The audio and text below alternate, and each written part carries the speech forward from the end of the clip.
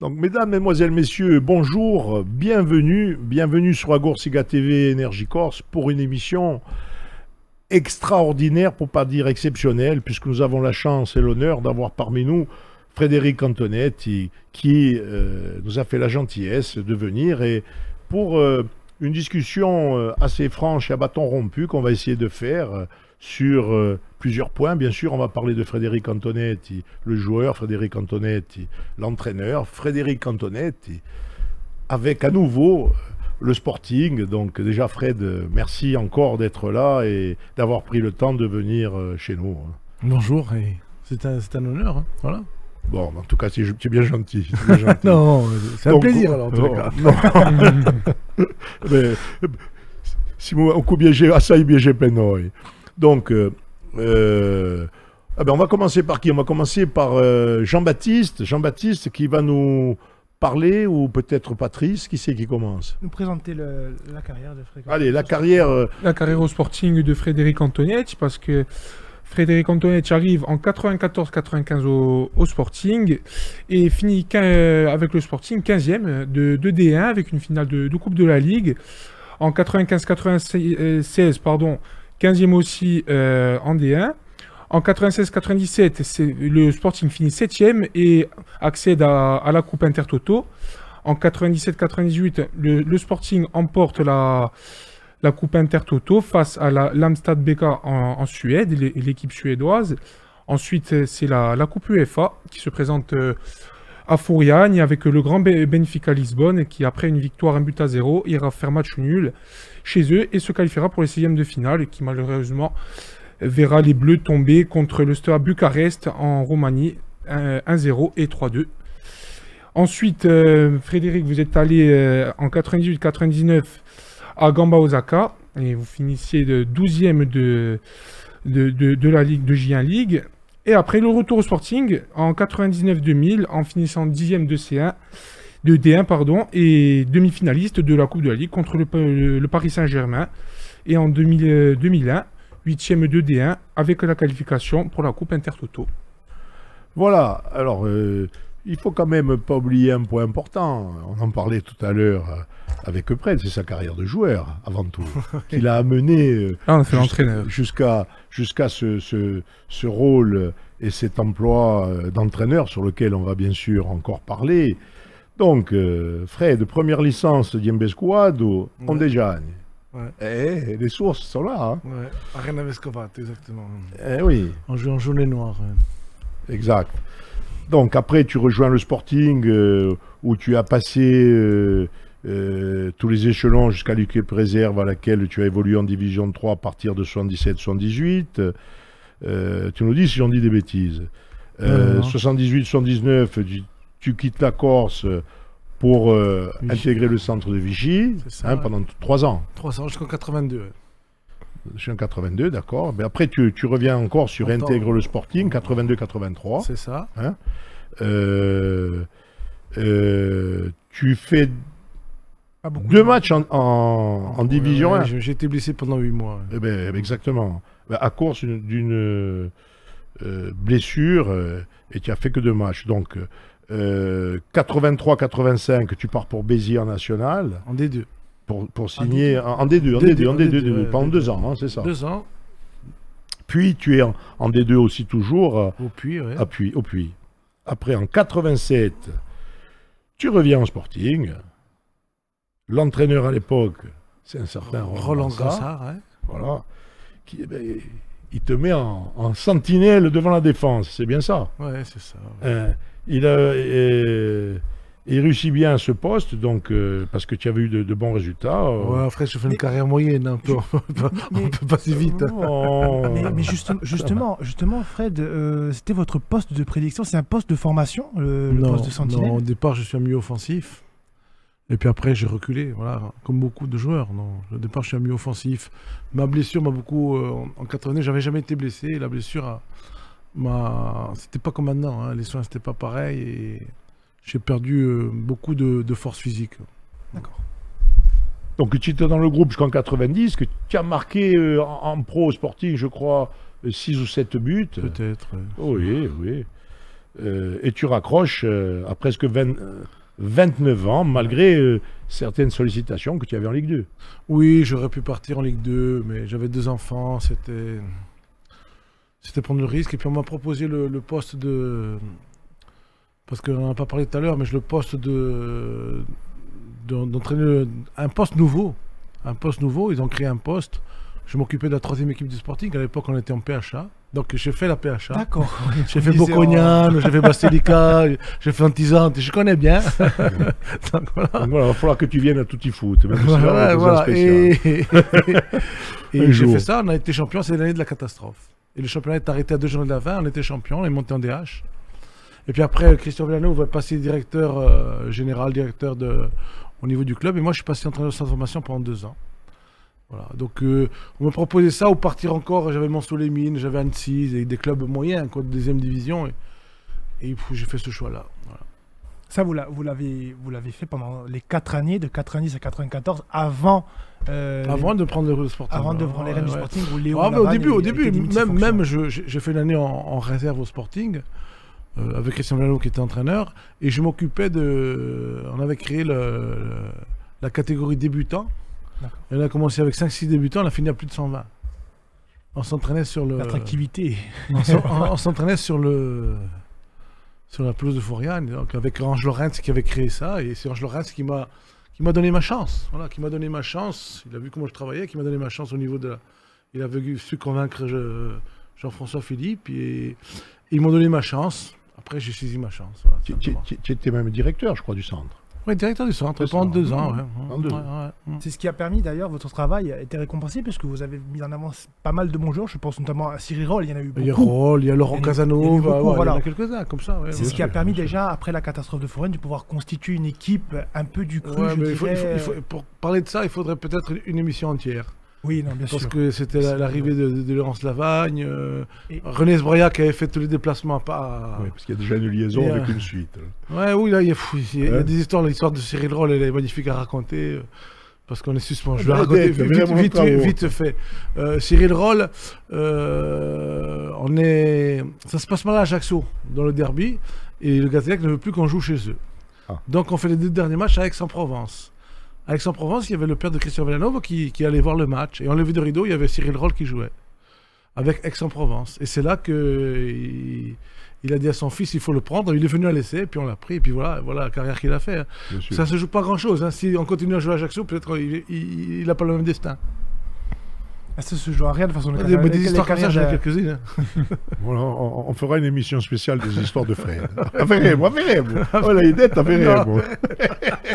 C'est obligato d'avoir des les histoires de Fred. Mandiamo la gousi. Et justement, vous avez pris la place de Léonce Lavagne, qui a été démis de ses fonctions en tout début de championnat, je dirais après la défaite face à Rennes. Ouais. Vous avez récupéré ce poste-là, ce qui a permis la première année à Bastia de se maintenir déjà dans un premier temps en première division, et surtout d'aller chercher la nouvelle version de la Coupe de la Ligue face à Paris, une finale qui est encore discutable de maintenant, mais c'est vrai, Bastia a eu des difficultés. S'il y avait eu la VAR, le but de Dramiac aurait été accordé, donc ça fait partie de... Et le but de Roche aurait été annulé parce qu'il y avait faute.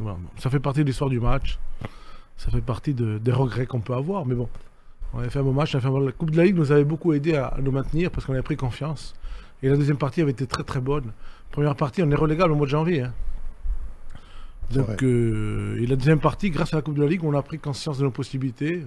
On va gagner à Nantes un match héroïque avec l'équipe B d'ailleurs, le grand Nantes de 94-95. Donc des bons souvenirs. D'ailleurs, vous avez un parcours assez particulier avec la Coupe de la Ligue. On va y revenir justement, puisque la Coupe en général. La Coupe en général, puisque on va revenir aussi sur votre palmarès, puisque Jean-Baptiste en a parlé de la Coupe Intertoto.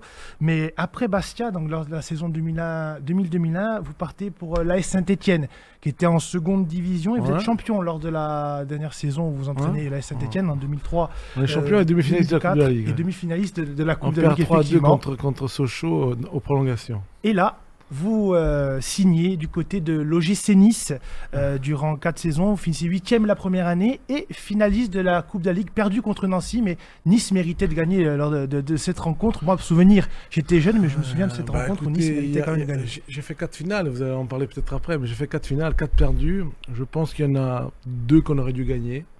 Celle de Nice, on aurait dû la gagner face à Nancy. On se retrouve 11 contre 10, et on n'a pas su la gagner. Voilà. Et puis la dernière, avec Lille, où à un moment donné, on se retrouve encore 11 contre 10, 1-1. On a l'occasion du 2-1. C'était le pari du Qatar à ce moment-là. Donc, et on fait une erreur monumentale, c'est-à-dire notre stopper fait une erreur, quoi. Et on perd bêtement. Après, quand ils ont mené 2-1, ils sont mis tous derrière, on n'a pas pu égaliser. Donc voilà. Mais c'est des regrets. Après, c'est des parcours. Donc voilà, j'ai fait 9 demi-finales et 4 finales, mais bon, c'est comme ça. Après, il y a un plafond de verre parfois. Après, justement, l'OGC Nice, vous signez du côté du Stade Rennais, vous qualifiez lors de la saison 2010-2011 cette équipe en Ligue Europa, en Europe, le Stade Rennais qui n'avait plus été en Europe.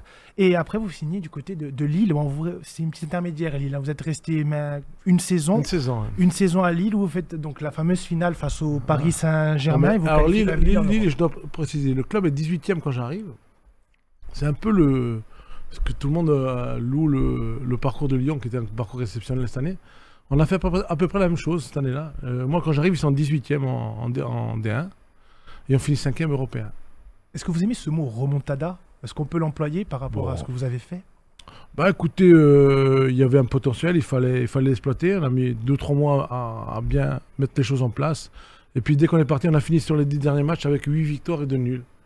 Donc oui, on peut parler de remontada, on peut parler de prise de conscience de possibilités et mise en pratique.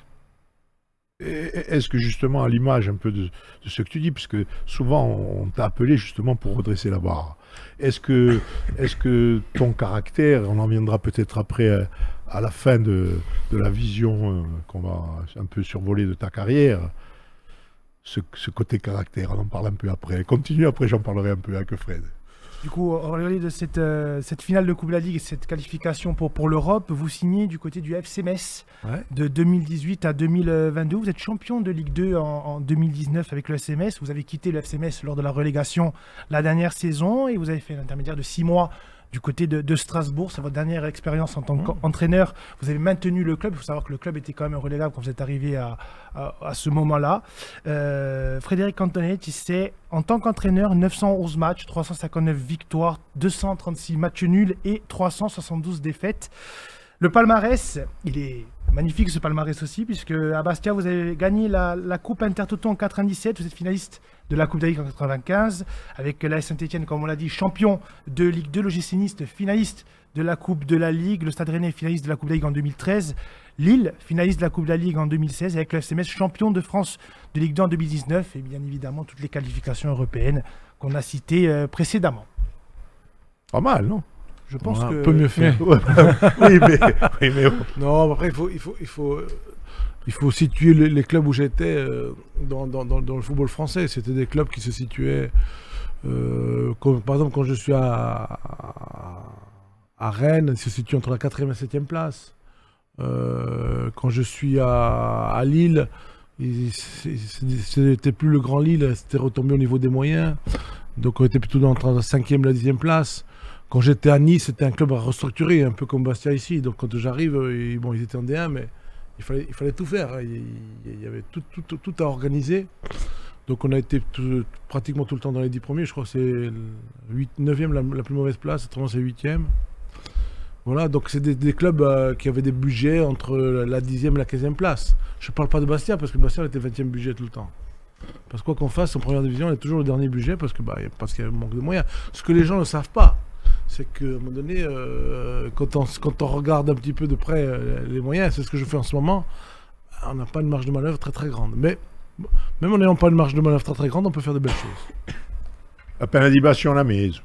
Assai Bastion. Et di volontà. Bon.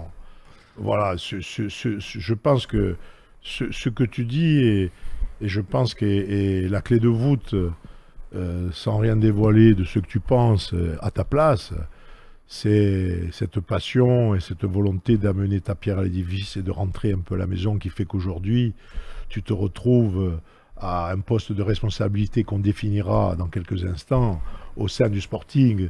Dis-nous en gros, sans parler du détail, je dirais, de ta fonction, il y a plusieurs critères qui sont rentrés en ligne de compte pour ta décision. Bah, disons, déjà je me voyais plus sur le terrain faire tout ce que j'ai fait pendant des années, des clubs moyens, bon, redresser, tout ça, j'avais assez fait. Donc le dernier challenge, ça avait été Strasbourg. Et ça s'était plutôt bien passé.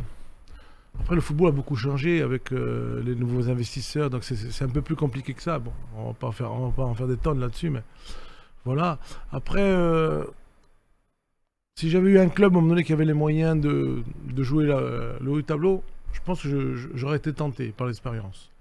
Mais les places sont prises, c'est difficile aujourd'hui. J'ai eu une 2 touches intéressantes. Après, j'aurais pu partir à Saint-Étienne encore. J'aurais pu partir à Nantes. J'avais des propositions, mais je préférais rester tranquille. Je suis resté ici chez moi. Et puis bon, j'étais chez moi. Puis j'allais voir les matchs au Sporting. Et puis, d'arriver ce match de Saint-Étienne avec cette défaite 4-0. Et puis, ça s'est un petit peu affolé. La rue s'est un petit peu affolée. Donc, comme j'étais sur place, les gens pensaient à moi, automatiquement. Donc... Ça fait un moment qu'on pensait à toi. Là, c'est court. Hein. Et voilà. Et puis après, Claude Ferrand et Pierre-Noël Louis m'ont convaincu par leur sincérité. Et puis il y a un autre aspect qui m'a plu, c'est que j'étais dans les tribunes et je voyais tous ces gamins, toutes ces familles qui étaient là. Et le football a vraiment changé. Et comme il y avait toujours 11-12 000 personnes, parce qu'il faut connaître la vie sportive, 11-12 000 personnes, on les faisait en Coupe d'Europe. Hein. Avant, on ne les faisait pas, on faisait 3-4 000. Le rapport avec le football à Bastia a beaucoup changé. Et j'ai dit, écoutez, je vais apporter mon expérience. Vous souhaitez que je vienne, je vais venir. Et puis on fait un petit bout de chemin ensemble, et j'espère avec de la réussite. Hein. Voilà, alors, je vais freiner un peu en disant qu'aujourd'hui, ta mission principale, théorique, après on développera, et après on écoutera un petit sujet, c'est structuration sportive et choix de coach. C'est bien ça, oui, bah oui. D'abord, la première étape, c'est, je dois dire une chose, c'est que en 2017, le Sporting a une grave crise, descend en National 3. Et Claude Ferrand et Jean-Louis prennent le club et l'amènent en D2. Il faut le souligner, il ne faut jamais l'oublier, ça, hein, parce que bon, c'est... Non, mais c'est évident. Voilà, donc on mène en D2. Donc c'est une belle réussite. Ensuite en D2, en D2, bon, il y a la concurrence devient un peu plus sévère, donc il faut restructurer tout ça. Donc qu'est-ce que moi je peux amener? Bon, j'ai un peu d'expérience, donc d'abord il fallait se maintenir. Donc parce que quand on était après Saint-Étienne, c'est pas évident. Donc Michel Moretti et Dylan Lassagne ont bien assuré avec les joueurs. Voilà, et les dirigeants ont bien assuré le maintien. Voilà. Donc il faut saluer leur performance. Ensuite, il faut restructurer, parce que bon, j'en discutais avec Claude Ferrand, essayons de passer des saisons un peu plus dans la tranquillité, quoi. Enfin, avec, bon, il y aura toujours des périodes difficiles, parce qu'au football, même les plus grands clubs traversent des périodes difficiles.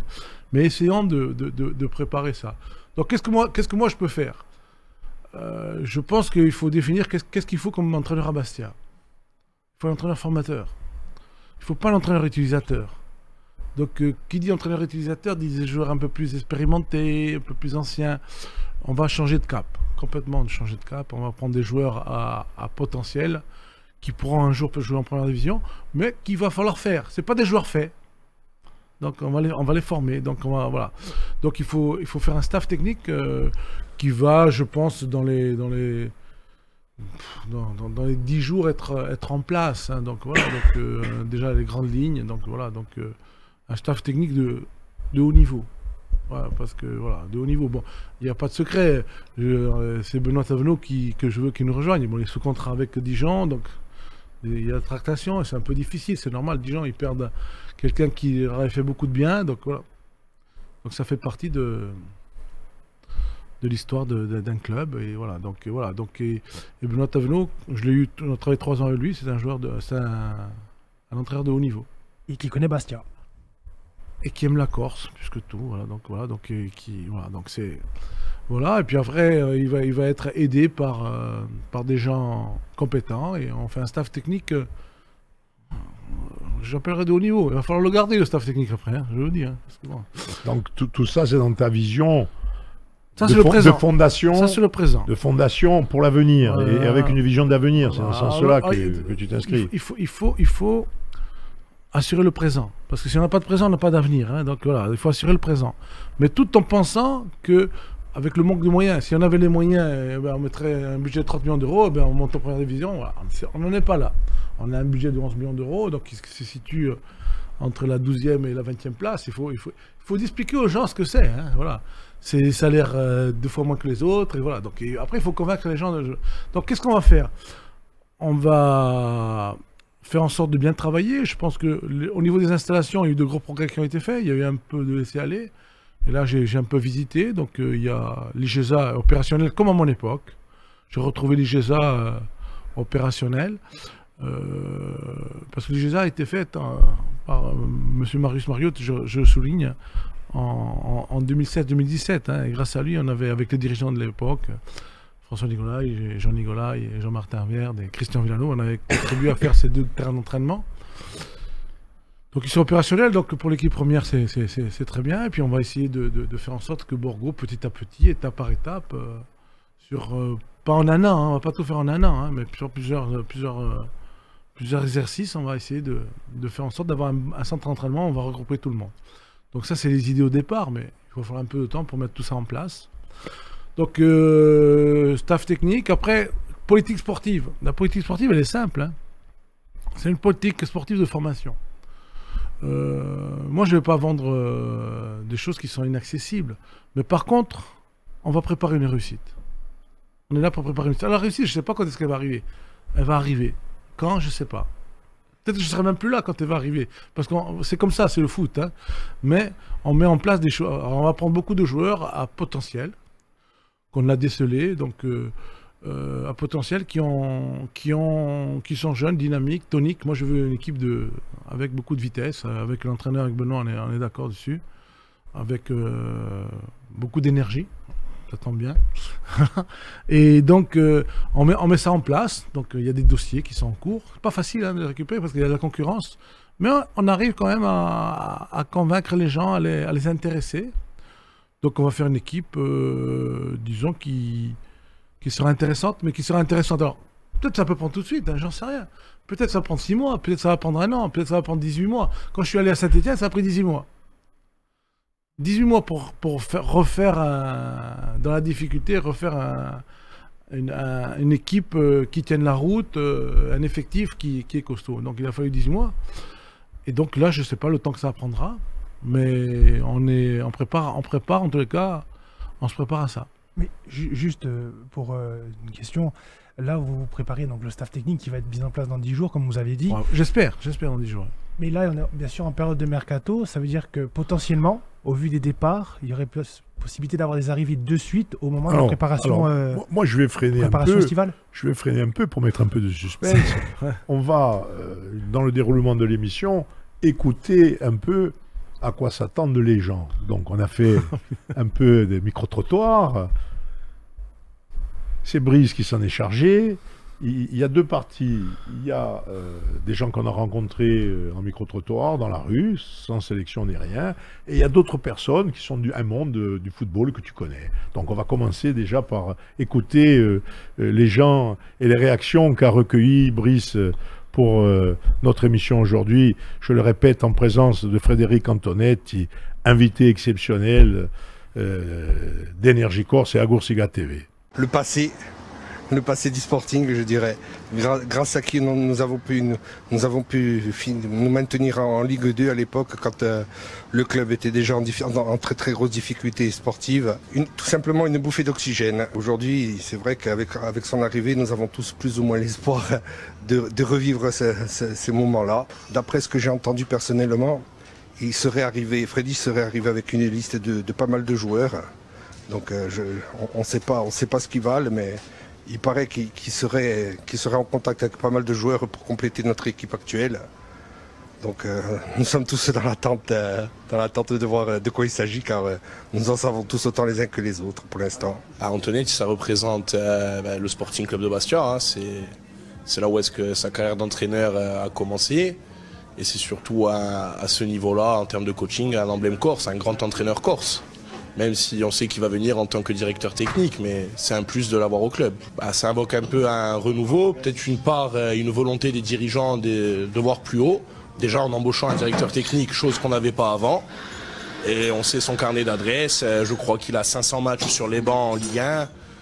C'est quand même incroyable qu'ils reviennent, c'est très très bien pour le club. C'est immense, c'est un meneur d'hommes et ce qu'il faut à Bastia, parce qu'à Bastia, à chaque fois, c'est les meneurs d'hommes qui font le Sporting, parce que vous avez vu Cahuzac, c'est un meneur d'hommes, il nous a porté en Coupe d'Or, en finale de Coupe d'Europe, et Antonetti, c'est presque le même genre, et c'est ce qu'il faut à Bastia. Et même pour les recrutements, pour ça, c'est un très très très bon entraîneur. Voilà. Pour moi, c'est un message, c'est de l'espoir. C'est un espoir pour le Sporting. Parce que Frédéric, d'abord, il connaît le football, il connaît le mieux le football, il connaît les médias et les consultants. Ça ne peut être qu'un gros plus pour le football au Corse et pour le Sporting. Voilà, mieux que ça, on ne pouvait pas mieux tomber que ça. Après, il sera sûrement critiqué, il y aura sûrement des jaloux. Mais c'est la meilleure chose qui peut arriver au Sporting. Voilà. Et forza Frédéric et forza Antonetti. Voilà. Frédéric Antonetti, c'est un entraîneur emblématique du Sporting, puisque à l'époque, François Nigolet l'avait nommé notamment entraîneur à vie du Sporting. Donc j'ai connu le Sporting avec Fred Antonetti, on va dire. C'est un vrai choix sportif de la part du président Ferrandi. Et je pense qu'on peut le féliciter d'avoir à ce point pris ses responsabilités, puisqu'on a un vrai professionnel, un vrai connaisseur du foot qui va sûrement nous apporter toutes ses connaissances et son réseau. Voilà, alors le résumé, je dirais, je vais essayer de donner un résumé de ce qui a été dit, Fred, avant de te donner un peu ta vision de tout ce que ça suscite. D'abord, un choix fort de Claude Ferrand et de Pierre-Noël Louige, comme tu l'as dit, qui t'ont rencontré, qui ont réussi à trouver un accord et une volonté commune pour avancer avec le Sporting à tes côtés.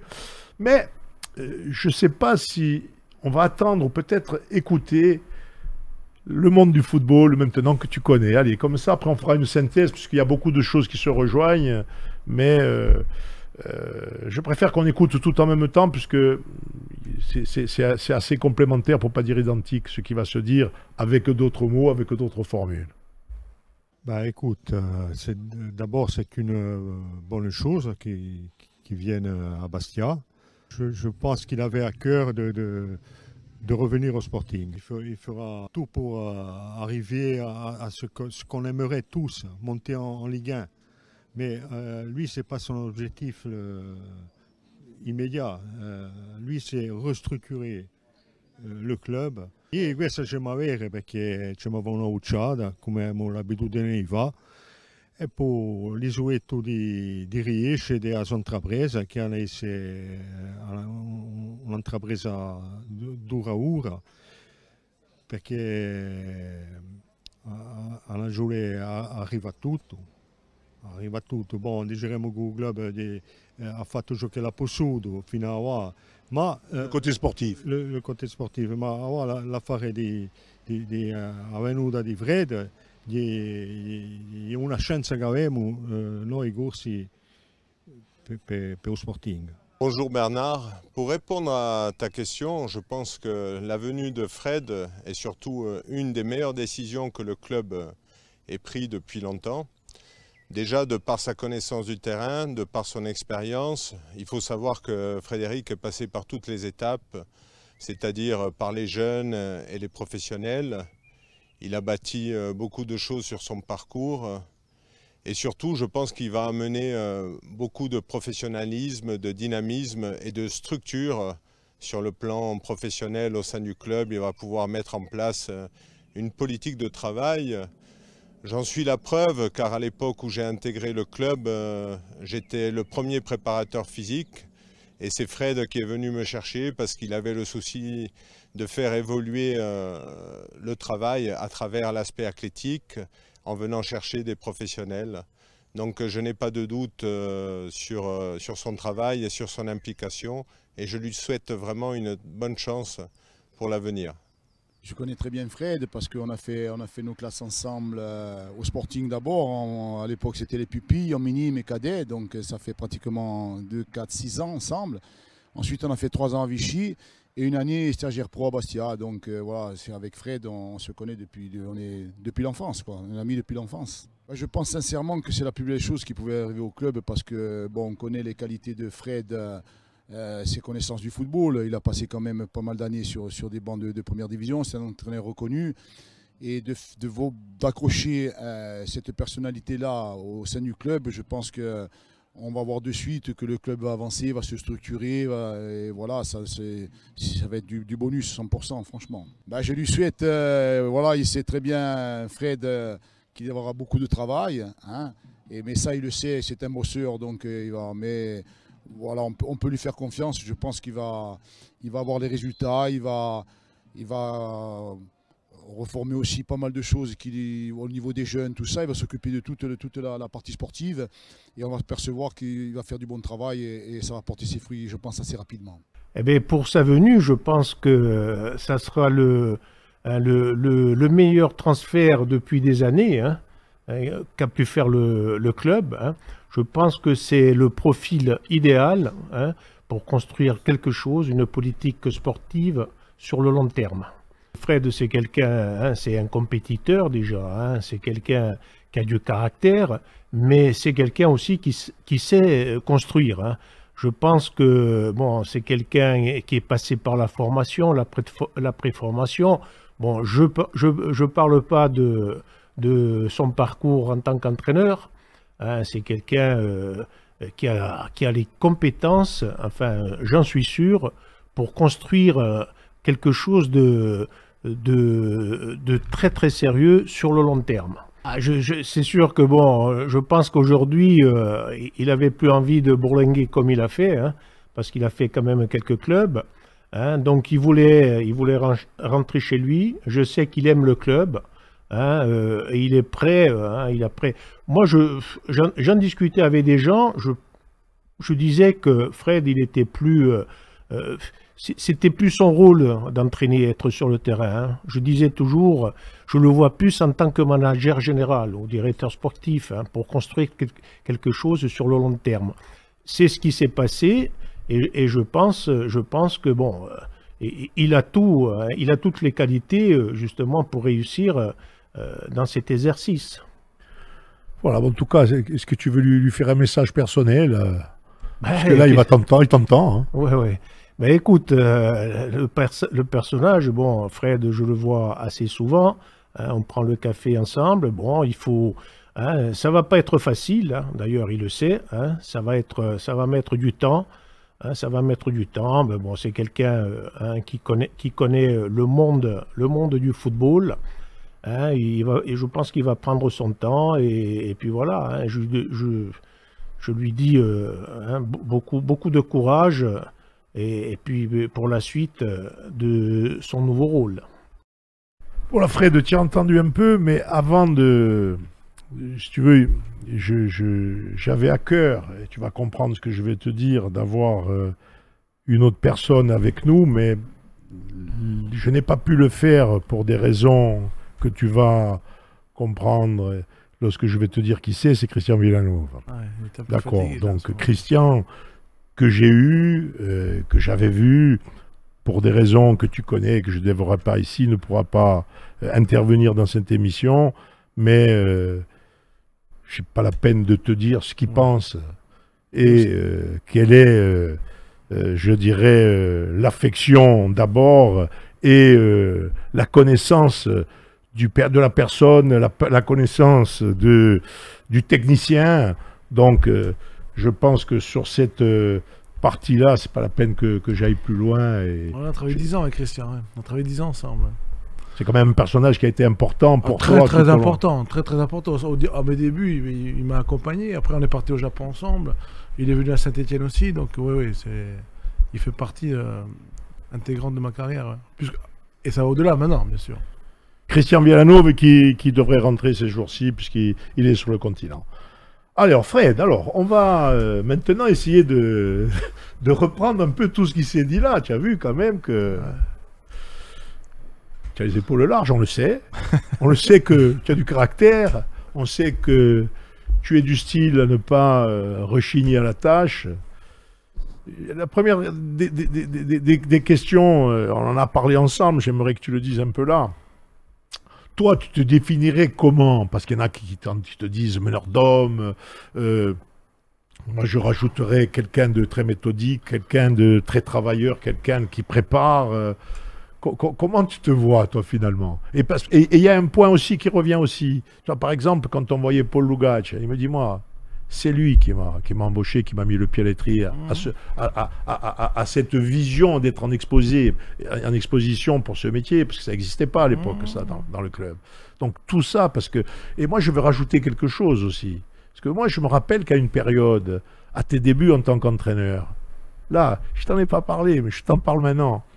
Et ta vision a toujours été d'essayer de maîtriser tout, autant que être humain le peut, bien sûr, c'est-à-dire de bien préparer, mais tes schémas tactiques, au début, ont surpris. Mais tes schémas tactiques, je vais dire, ont été avant-gardistes, puisque tes schémas tactiques ont eu même une influence, je le dis à l'époque, à certaines hautes sphères de la direction de l'équipe de France à l'époque, puisqu'on en parlait. Toi, tu n'en parleras pas, mais moi, j'en parle. Et donc, tu as toujours eu cette volonté de vouloir travailler, rationaliser, mettre en pratique, faire en sorte que ce soit le plus efficace possible. Alors voilà, maintenant, je te laisse un peu... Comment on peut définir un entraîneur? Un entraîneur, il y a des meneurs d'hommes, il y a des formateurs, il y a des utilisateurs, il y a des techniciens. J'espère avoir quelques qualités pour... voilà, donc c'est pas à moi trop d'en parler, mais je me considère comme un formateur. Voilà, je maîtrise assez bien les entraînements, je maîtrise assez bien la tactique, ouais, ça c'est sûr. J'ai beaucoup progressé dans la gestion des hommes, il fallait, parce que des fois j'étais un peu trop dur. J'ai entendu dire que tu as même progressé sur ta propre gestion. Oui, bien sûr, bien sûr. Ouais, c'est normal, c'est normal. Donc voilà, oui, parce qu'à un moment donné j'étais peut-être un peu trop, voilà. Mais wow, c'est très difficile de parler de soi. Me disant que si j'ai eu 28 ans d'entraîneur, c'est parce que les gens m'ont trouvé quelques qualités. Donc voilà, et puis je suis toujours resté assez longtemps dans les clubs. Donc voilà, donc j'ai eu toujours des bons souvenirs et j'ai encore des relations très étroites dans les clubs où je suis passé. Donc c'est plutôt au niveau des relations humaines une très belle chose. Voilà, donc après tout ce que j'ai écouté, je remercie tout le monde. Voilà, ça met un peu de pression, mais je la connaissais déjà la pression, donc je savais, ça je savais. Mais comme je l'ai dit, j'ai vu 12 000 personnes en moyenne au stade, d'une équipe qui joue le maintien. J'ai dit à un public qui... Beaucoup de jeunes, beaucoup de femmes, beaucoup de jeunes filles, ça m'a plu. Ça m'a plu. J'ai dit, écoutez, je vais essayer d'apporter ma pierre à l'édifice. On m'a donné l'occasion de le faire. J'ai trouvé de la sincérité chez Claude Ferrand et chez Pierre-Noël Louis, j'ai une grande sincérité. Le charge m'a plu. Comme je l'ai dit tout à l'heure, j'aurais pu partir à Nantes et gagner 10 fois plus. Hein. Voilà, oui. Voilà, mais... Fred, là maintenant... On va rentrer dans le vif du sujet. Donc, dans le vif du sujet, ta venue ouvre un champ, un horizon avec beaucoup d'espérance. Donc, ce poids-là, j'imagine bien que tu le réalises, parce que Fred Antonetti qui revient au Sporting, ce n'est pas n'importe qui vient. C'est Fred Antonetti, l'enfant du pays, j'ai quasiment envie de dire l'enfant du club, qui revient avec tout son bagage et qui met tout sur la table pour pouvoir essayer de contribuer avec les dirigeants, bien évidemment, de faire avancer. Et je pense qu'il faut encore souligner ce choix fort qui a été fait. Alors, moi, je vais parler des espérances qui sont liées à ta venue. Tout le monde dit, Fred, s'il arrive, il a son réseau, il a sa liste de noms. Alors, qu'est-ce qu'on peut dire aujourd'hui sur ça? D'abord, une réussite, c'est un jour une réussite, c'est une réussite collective. Bien sûr. Quand on a réussi entre 1994 et 2001, on a parlé de Christian Villanova, on aurait pu parler des dirigeants aussi, Jean Nicolai, François Nicolai, Jean-Martin Verde. Voilà, parce qu'on faisait une vraie équipe. Et c'est ce que je veux retrouver aujourd'hui. C'est-à-dire qu'à un moment donné, le staff technique, les dirigeants, voilà, tout le monde doit faire partie de cette réussite-là. On ne réussit pas seul dans un club de football, c'est pas possible. Voilà. Maintenant, quand on est dans les idées, quelles sont les orientations? Il faut une politique sportive de formation, voilà. C'est-à-dire, c'est quoi une politique de formation? C'est-à-dire prendre des joueurs à potentiel, comme j'ai dit tout à l'heure, et les faire évoluer. Alors des fois il faut 6 mois, des fois il faut 1 an, des fois il faut 18 mois, des fois il faut 2 ans, mais les faire évoluer. Donc ça, on va partir plutôt sur des joueurs à haut potentiel, mais qui n'ont pas encore, peut-être, ils n'ont pas encore tout à fait exprimé. Donc c'est quoi ma plus-value à moi? Ma plus-value à moi, en tant que je ne suis pas sur le terrain, ma plus-value à moi aujourd'hui, c'est quoi? Je pense avoir l'œil. Je rate un match, je dis lui, il peut jouer en première division, lui, il peut jouer à la Ligue des Champions. Ça, je l'ai. Je l'ai toujours eu, et donc là-dessus, je pense... alors, peut-être que les 3 premiers mois, je peux avoir tort, mais sur la durée, j'ai souvent raison là-dessus, sur la possibilité des joueurs à faire carrière. Donc j'ai cet œil-là. Je peux voir un match de National 2 ou même de National 3 et dire celui-là, il peut jouer en première division. Voilà. Alors moi, je vais te poser une question. Je voulais dire simplement, la valeur ajoutée, elle est là. Bien sûr. Après, je vais choisir... Bien sûr, après, il y a les moyens aussi. Justement, vous faites un peu comme vous avez fait pendant la période Sporting là, les premiers temps. Vous avez recruté des Pierre-Yves André, des Patrick Moreau, des Sébastien Pérez, vraiment les former sur le tas, des Duretti, voilà. Vraiment les former sur le tas. Justement, moi j'aimerais voir 3 volets. Il y a le volet 1, l'existant. 2... L'existant est déjà pas mal. Hein. Non, on part sur... Écoute, mes 3 volets, après, s'il te plaît. Donc, l'existant, ce que tu peux faire venir... Et la constante par rapport, je dirais, on était hier encore en train de regarder à Squadra Corse et à la constante sur les joueurs corses. Ouais. Voilà, c'est ces 3 volets-là que je voudrais que tu t'exprimes. Ah bah, le premier volet, c'est-à-dire, je dis, il y a une base déjà, il y a des joueurs qu'on veut garder, il y a des choses intéressantes qui ont été faites, il y a des joueurs dont on veut se séparer parce qu'ils ne rentrent pas dans le projet, donc simplement, ça ne correspond plus à leur qualité. Donc le deuxième volet, c'est qu'on va recruter des joueurs, 6, 8, 9 peut-être. On va recruter, on verra ce qu'on peut faire. Avec déjà ce chiffre, c'est un événement pour nous. Oui, on va être à, je dirais, à 7-8 recrues d'ici le 31 août, oui. Voilà. Et sûrement 10 départs. Voilà. Donc il y a 50% de changement. Si on arrive à tout, on va peut-être qu'il va falloir 2 ou 3 mercatos pour arriver à ça. Hein. Bien sûr. L'idée, elle est là. C'est l'objectif. L'objectif est là. Et l'objectif, c'est de déceler des joueurs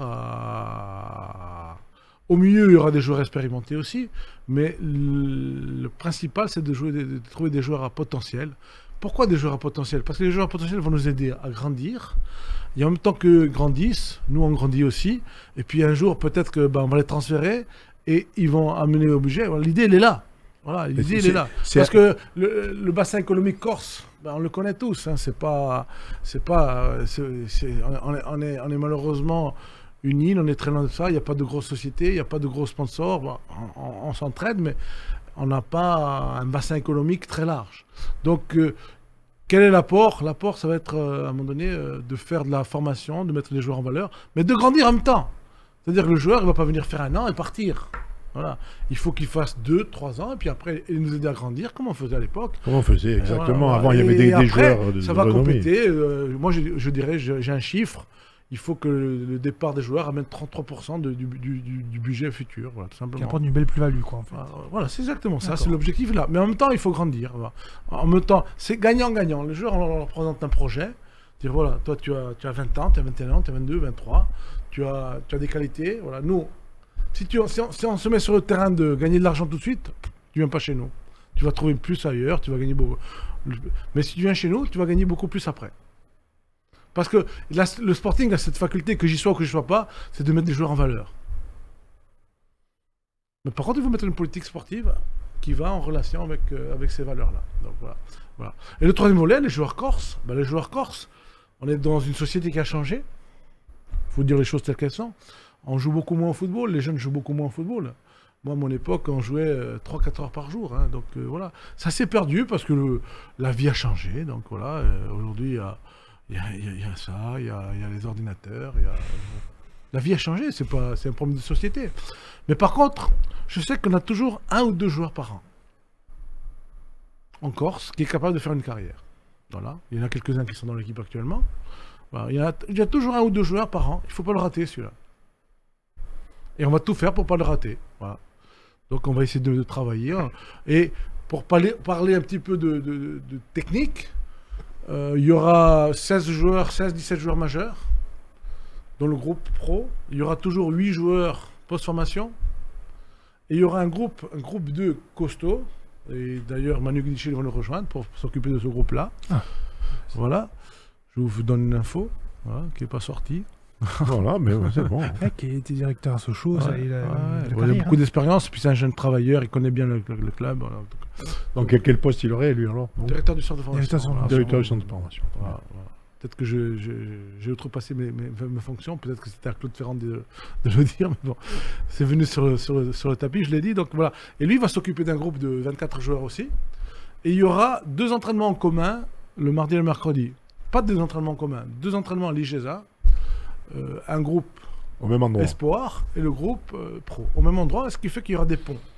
Et ça, je veux bien l'expliquer, parce que les 8 qui vont s'entraîner avec les pros, ce sera le plus méritant. C'est pas défini le 1er juillet. Hein. Ça va être... il y aura des ponts, donc celui qui mérite, il montera, et ainsi de suite.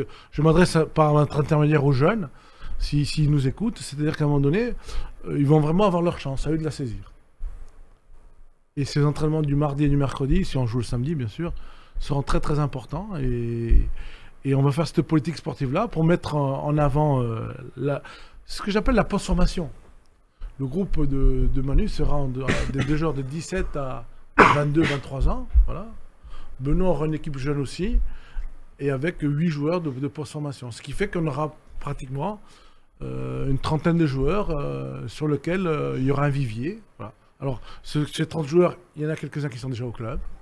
Ça va venir, on a parlé de la Corse, il y aura des Corses, bien sûr. Bien sûr qu'il faut des Corses. Moi, je dis qu'il faut des Corses. Et celui qui, à un moment donné, a des qualités, il faut tout faire pour le faire réussir. Et on va s'attacher à ça.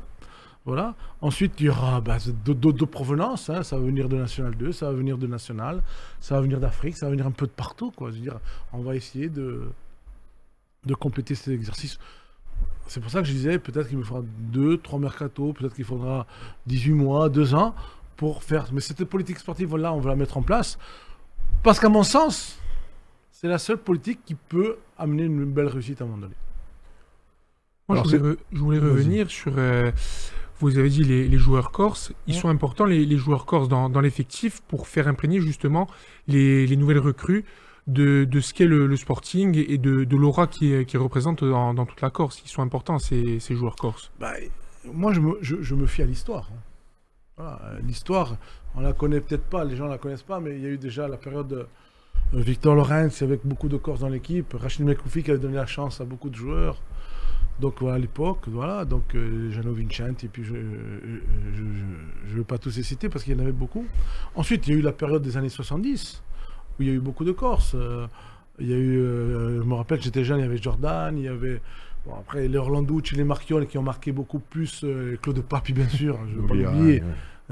Voilà, donc il y a toujours eu des joueurs corses dans cette équipe-là, et voilà.